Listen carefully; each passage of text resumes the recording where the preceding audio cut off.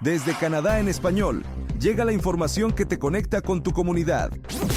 Esto es RCE Noticias, actualidad, análisis y los hechos más relevantes en un solo lugar.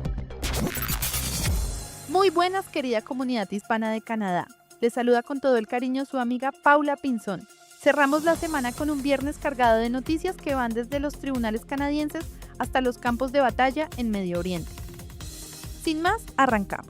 La Corte Suprema de Canadá ordenó a Quebec permitir el acceso a guarderías subvencionadas a los solicitantes de asilo, una decisión histórica que afecta directamente a miles de familias inmigrantes en la provincia.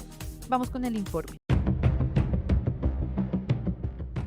El máximo tribunal del país ordenó a Quebec modificar sus reglas de acceso a guarderías subvencionadas al considerar que excluir a ciertos solicitantes de asilo viola el derecho a la igualdad. En un fallo emitido este viernes, la Corte Suprema de Canadá determinó que todos los solicitantes de asilo, incluso quienes no tienen permiso de trabajo, deben poder acceder al sistema de cuidado infantil con tarifa reducida. La decisión obliga a la provincia a cambiar el reglamento que regula la llamada contribución reducida, que permite a las familias pagar tarifas más bajas en los centros de atención infantil, conocidos como CPE, y en guarderías subvencionadas.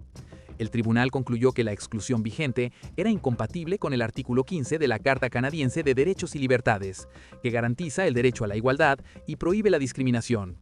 Según datos oficiales, en Quebec viven más de 190,000 solicitantes de asilo, de los cuales cerca de 127,000 cuentan con permiso de trabajo. El tema es políticamente sensible en la provincia, donde el sistema de guarderías subvencionadas enfrenta una fuerte demanda. Actualmente existen más de 30,000 niños en lista de espera para acceder a una plaza. La ministra de Familia de Quebec, Catherine Champagne-Jourdan, señaló que el gobierno analizará el fallo, mientras líderes políticos provinciales han planteado incluso la posibilidad de usar la cláusula derogatoria de la Constitución para priorizar plazas para residentes de la provincia. Por ahora, el fallo del máximo tribunal obliga a Quebec a modificar sus normas para garantizar el acceso al sistema de guarderías con tarifa reducida a todos los solicitantes de asilo. Autoridades canadienses lanzaron una alerta seria. Redes criminales en el país tienen vínculos con el cártel Jalisco Nueva Generación, una conexión que preocupa a los cuerpos de seguridad y que toca de cerca a nuestra comunidad. Continuamos.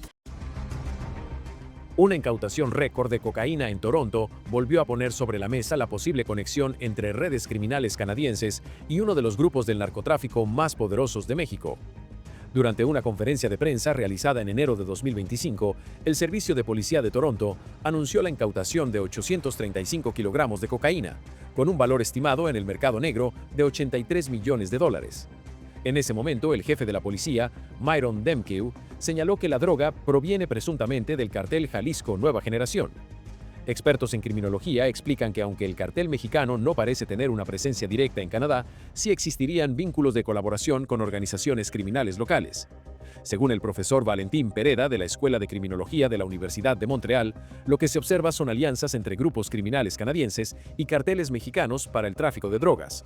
Un ejemplo de estas conexiones sería el caso de Ryan Wedding, un canadiense que habría actuado como intermediario entre carteles mexicanos y redes criminales en Canadá para facilitar la distribución de drogas.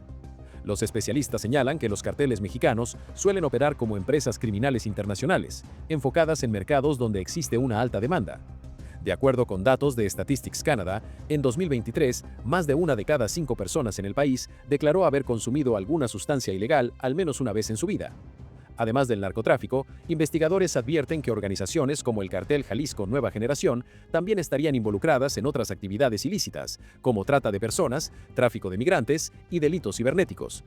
Las autoridades policiales también prevén que el precio de la cocaína en Canadá podría aumentar en los próximos meses, en parte por la situación de violencia y cambios dentro de las organizaciones criminales en México. Especialistas recuerdan que la demanda de drogas en países consumidores tiene un impacto directo en el fortalecimiento de estas redes criminales a nivel internacional.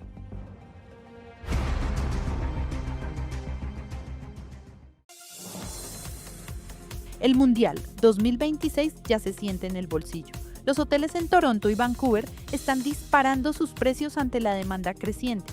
Si piensan ir a los partidos, conviene reservar cuanto antes. Vamos con los detalles.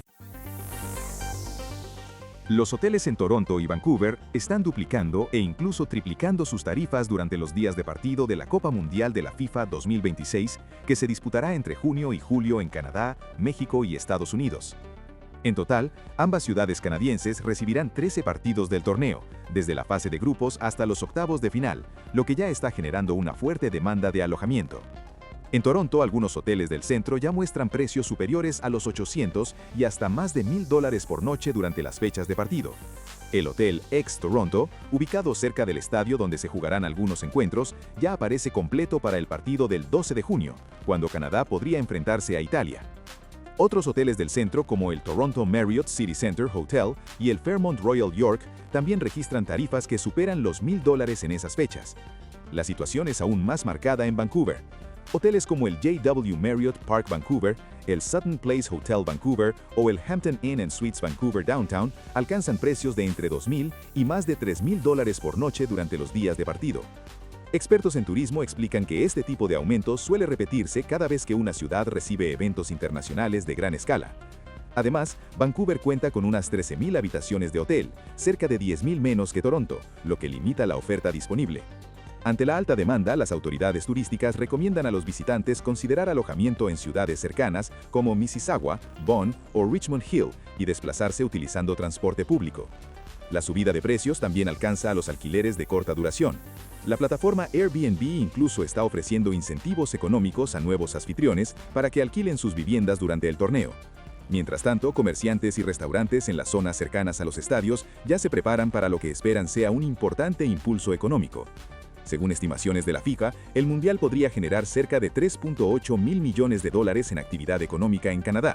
Solo en Toronto, el impacto económico proyectado supera los $940 millones.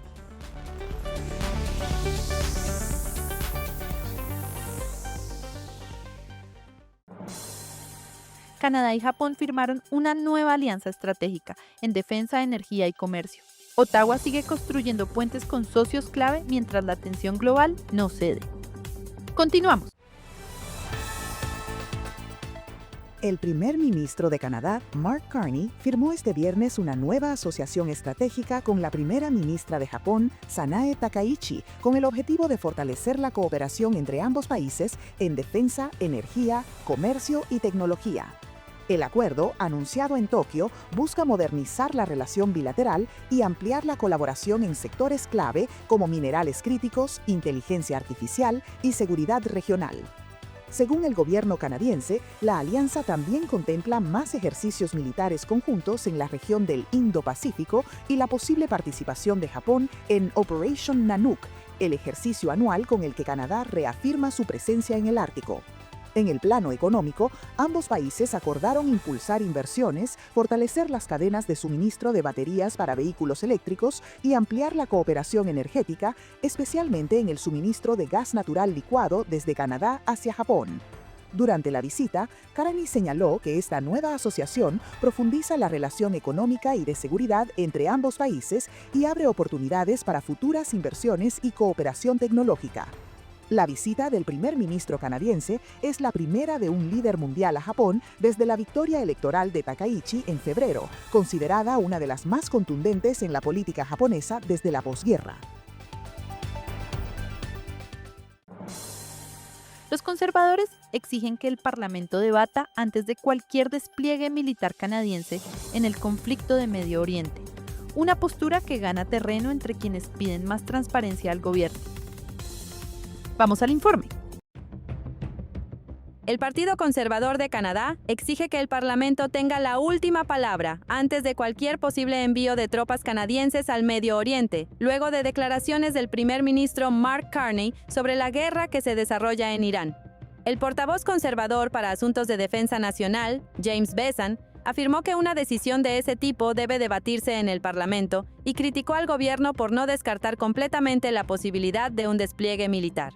La reacción surge después de que Carney señalara que Canadá no tiene intención de participar en la actual campaña militar, pero que no puede descartar categóricamente un despliegue si aliados del país solicitan ayuda.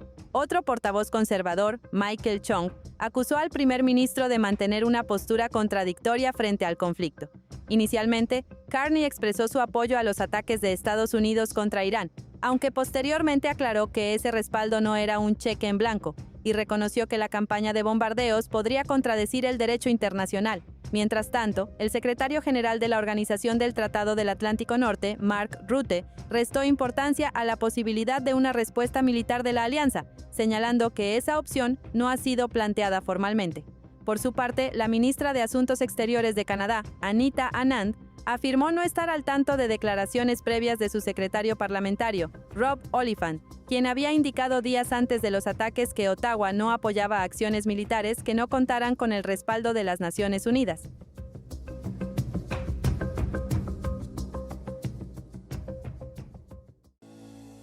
¿Estás buscando casa en la provincia de Quebec? Hoy te presentamos una excelente oportunidad en la ciudad de Trois-Rivières, una zona reconocida por su tranquilidad, calidad de vida y ubicación estratégica entre Montreal y la ciudad de Quebec.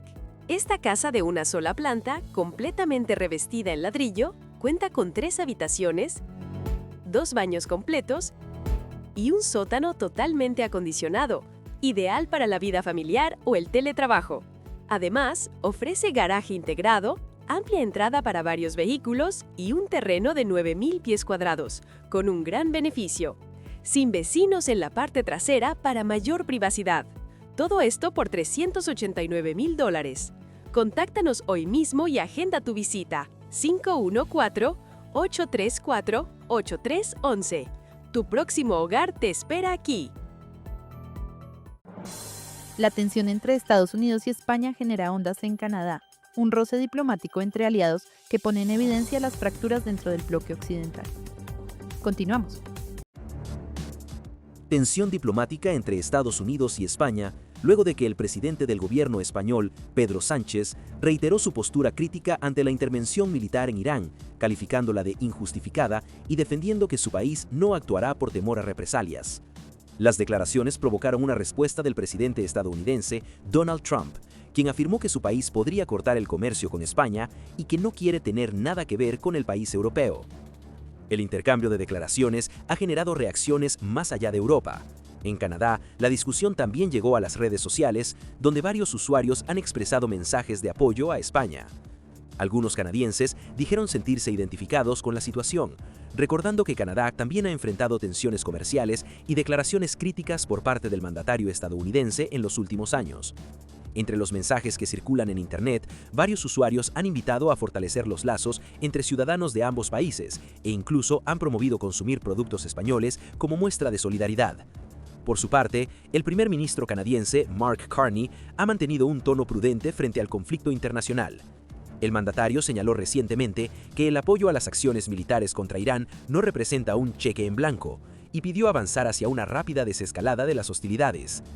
Las reacciones reflejan cómo las tensiones internacionales también generan eco entre ciudadanos de distintos países, especialmente en redes sociales, donde muchos buscan expresar apoyo o preocupación frente al actual escenario geopolítico.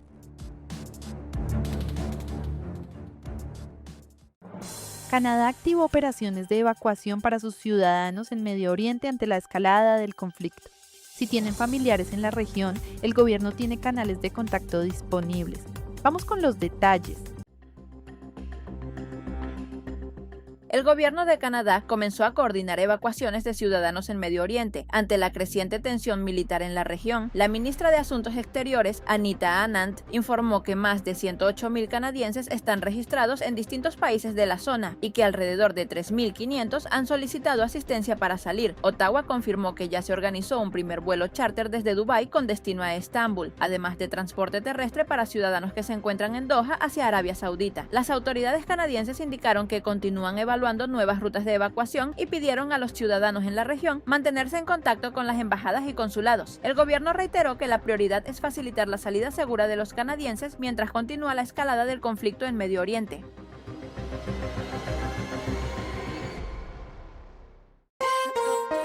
¿Eres estudiante de periodismo y te fascinan los reportajes de terreno? ¿Sueñas con visitar París y aprender con periodistas de Radio France Internacional? El premio Reportaje RFI en Español llega a su 12ª edición. Una oportunidad única para vivir una experiencia profesional en la Ciudad Luz. El premio Reportaje es un concurso para ganar una pasantía con todo pago en nuestra redacción parisina. Pueden participar estudiantes de periodismo de entre 18 y 30 años que sean hispanohablantes. Tienes hasta el 3 de mayo para enviarnos tu reportaje radial y todos los requisitos están en nuestro sitio rfimundo.com. Bon chance y nos vemos en París. Trump dio un paso más allá y exige tener voz en la elección del próximo líder de Irán. Una declaración que generó reacciones inmediatas en todo el mundo. Continuamos. El presidente de Estados Unidos, Donald Trump, exigió el jueves tener voz en la elección del próximo líder supremo de Irán y estimó que no es aceptable como candidato el hijo del líder Ali Khamenei, muerto en los bombardeos el sábado. En el 6º día de la guerra en Medio Oriente, el conflicto se extiende más allá de la región. El ejército israelí anunció que la guerra contra Irán entra en una nueva fase y que más del 60% de los lanzadores de misiles balísticos de Irán, así como el 80% de sus sistemas de defensa aérea, han sido destruidos.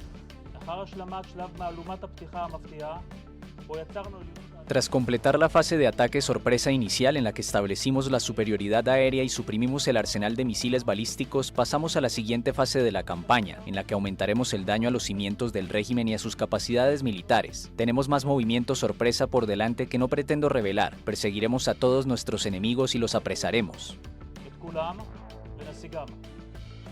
En Irán, los bombardeos dejan más de 1.200 muertos, según la agencia oficial IRNA.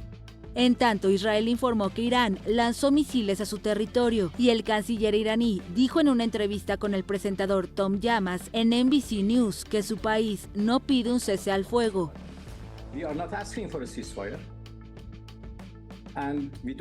No pedimos un alto el fuego y no vemos ninguna razón para negociar con Estados Unidos. Negociamos con ellos 2 veces y en cada ocasión nos atacaron en medio de las negociaciones. Por lo tanto, no solicitamos un alto el fuego ni una negociación con Estados Unidos.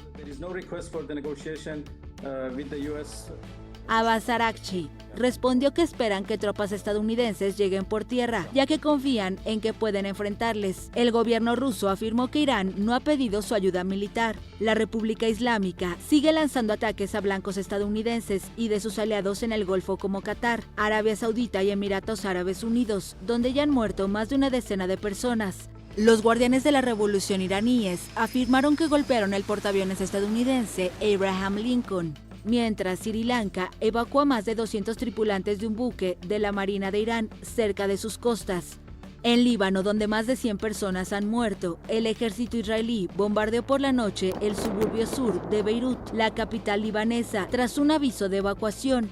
Los ataques de Israel se producen luego de que Hezbollah, aliado de Irán, atacara territorio israelí, y un dron alcanzó un aeropuerto en Azerbaiyán, que amenazó con tomar represalias. Irán acusó a Israel del ataque. Teherán afirmó haber atacado a grupos kurdos en Irak y una base estadounidense en Erbil, la capital del Kurdistán iraquí. Trump declaró que respaldaría una ofensiva de fuerzas kurdas contra la República Islámica. En un comunicado conjunto, los países del Golfo y de la Unión Europea exigieron a Teherán que ponga fin a sus ataques injustificados. En tanto, España e Italia anunciaron que enviarán recursos navales a Chipre. Estos refuerzos se suman a los buques enviados por Francia y Grecia y el apoyo que prometió Reino Unido. Aunque el canciller iraní afirmó que el estrecho de Hormuz no está cerrado, el tránsito de navíos está afectado, dejando a miles de personas bloqueadas, y el precio del petróleo alcanzó su nivel más alto en casi 2 años. El barril Brent del Mar del Norte para entrega en mayo superó los $85. Y la bolsa de Nueva York cerró a la baja. El Dow Jones perdió 1,61%. El tecnológico Nasdaq retrocedió 0,26% y el índice ampliado Standard & Poor's bajó 0,56%. Israel anunció una nueva fase de la guerra, con ataques simultáneos sobre Irán y Líbano. El conflicto escala a un ritmo que preocupa a la comunidad internacional. Vamos al informe. El ejército israelí lanzó el viernes una serie de ataques a gran escala sobre Teherán como parte de una nueva fase de su guerra contra Irán. A lo largo de la madrugada y entrado el día, imágenes difundidas en redes sociales mostraban explosiones en distintas partes de la capital iraní. La agencia iraní IRNA dio un balance de más de 1.200 muertos desde el sábado, cuando comenzó la ofensiva israelo-estadounidense, una cifra que la France Press no ha podido verificar. Pese a los bombardeos continuos, una multitud de iraníes participó en la oración del viernes al aire libre en la capital y en otras ciudades del país. Israel mantuvo también sus bombardeos sobre Líbano contra el movimiento islamista aliado de Irán, Hezbollah. Aquí los ataques se han centrado en el sur de la capital libanesa, una zona bastión del grupo chiita, pero también afectan localidades del sur del país, donde el ejército israelí recibió la orden de avanzar más profundamente para ampliar su zona de control en la frontera. Según las autoridades libanesas, más de 200 personas han muerto y cerca de 800 han resultado heridas desde que Líbano se vio envuelto en la guerra regional el lunes. Además, decenas de miles de personas han sido desplazadas por el conflicto. Mientras, Irán mantiene sus ataques en represalia contra Israel. Los guardianes de la revolución, el ejército ideológico de Irán, anunciaron el viernes una nueva salva de proyectiles contra Tel Aviv. Al menos una decena de personas han muerto en Israel desde que empezó la guerra, según sus servicios de emergencia. La guerra también afecta a los ricos países del Golfo, considerados antes un destino turístico y un raro refugio seguro en Oriente Medio. Irán continúa sus ataques con misiles y drones a los aliados de Estados Unidos en la región. En la madrugada del viernes, Qatar interceptó un ataque con drones contra una base aérea estadounidense en su territorio, mientras que Arabia Saudita derribó 3 drones al este de su capital, Riad. Poco más de una docena de personas, la mayoría civiles, han muerto en países del Golfo desde el inicio de la guerra, entre ellas una niña de 11 años en Kuwait. La Agencia de la ONU para los Refugiados dijo el viernes que declaró la crisis en Oriente Medio como una emergencia humanitaria mayor por la cantidad de desplazados, mientras el presidente estadounidense Donald Trump dijo el viernes que no buscará ningún acuerdo con Irán, del que solo espera una rendición incondicional para poner fin a la guerra. Y cerramos con una noticia que sacude a América Latina. Estados Unidos y Venezuela anunciaron el restablecimiento de relaciones diplomáticas, un giro inesperado que cambia el tablero político en la región. Continuamos con el informe. Estados Unidos y Venezuela informaron el jueves que restablecerán sus relaciones diplomáticas. Así continúa la nueva era que sigue al derrocamiento de Nicolás Maduro en una operación militar ordenada por el presidente Donald Trump. Maduro rompió las relaciones en 2019, luego de que Washington desconociera su primera reelección el año anterior y apoyara un fracasado proyecto de gobierno paralelo opositor encabezado por el entonces presidente del Parlamento, Juan Guaidó. Con la caída del gobernante el 3 de enero, su vicepresidenta Delcy Rodríguez asumió el poder y alineó el gobierno a los intereses de Trump. Le cedió control del petróleo y reformó la ley petrolera para dar apertura a capitales privados en el sector. Rodríguez ha recibido en menos de un mes a 2 integrantes del gabinete. El secretario del Interior Doug Burgum cerró el jueves una visita de 2 días, que siguió a la del secretario de Energía Chris Wright el 11 de febrero. En este momento estamos muy satisfechos con la dirección que lleva este país y Estados Unidos está muy contento de ser un socio que respalda este progreso. Tras finalizar su gira que se enfocó en el tema energético y de minería, Burgum señaló que ha habido más cambios positivos para el pueblo de Venezuela en los últimos 2 meses que quizás en los últimos 20 años. El Departamento de Estado de Estados Unidos señaló en un comunicado que el restablecimiento de las relaciones diplomáticas entre ambos países facilitará los esfuerzos conjuntos para promover la estabilidad, apoyar la recuperación económica y avanzar en la reconciliación política en Venezuela. Además, el gobierno estadounidense reiteró que su compromiso está orientado a ayudar al pueblo venezolano a avanzar a través de un proceso por etapas que cree las condiciones para una transición pacífica hacia un gobierno elegido democráticamente. La Cancillería venezolana indicó también en un comunicado que apostaba por una nueva etapa en la relación bilateral basada en el respeto mutuo. La embajada estadounidense opera en Caracas desde hace un mes, después de años cerrada. Los asuntos sobre Venezuela se manejaban en Bogotá. Y así cerramos esta semana juntos. Gracias por acompañarnos cada día y por hacer de este espacio su lugar de información en español. Saludos muy especiales hoy para Mónica Salazar en Burnaby, para Felipe Contreras en Windsor, Ontario, y para la familia Aguilar que nos escucha fielmente cada semana desde Charlottetown, Isla del Príncipe Eduardo. Gracias por su lealtad. Feliz fin de semana. Cuídense mucho, bendiciones y hasta la próxima semana. Suscríbete, dale like y comparte, porque la información no se detiene y nosotros tampoco. Esto fue RCE Noticias. Mantente informado todos los días con las noticias más relevantes de Canadá y del mundo hispanohablante. Sigue conectado a nuestra programación y no te pierdas las próximas emisiones. Aquí, en Canadá en Español. Hasta la próxima.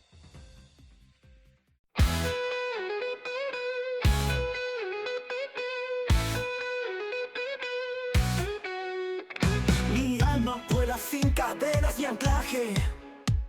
El viento canta mi nombre en el viaje. Las sombras caen en este nuevo paisaje. Rompo las reglas, soy dueño de mi mensaje. Cruzo los puentes que nadie más se atreve. Mis pies descalzos sienten la tierra leve. En cada paso libero lo que me mueve.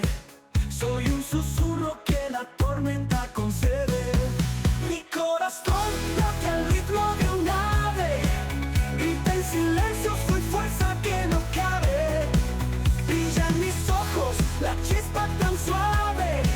Libertad conquistada, mi alma no se abate.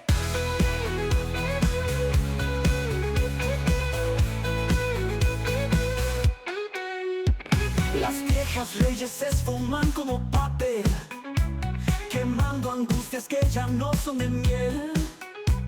En cada golpe resurjo como un riel. Toda opresión se desmorona en su hiel. Ríos de luz esquían cada oportunidad. Navego sin brújula, solo mi verdad. Mis manos pintan la eterna claridad. Soy horizonte sin miedo a la inmensidad.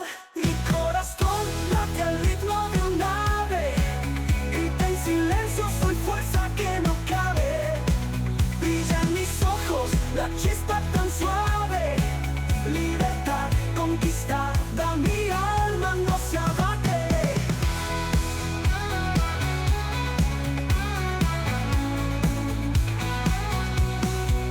Mi corazón late al ritmo de un ave. Grita en silencio, soy fuerza que no cabe. Brilla en mis ojos la chispa tan suave. Libertad conquistada, mi alma no se abate.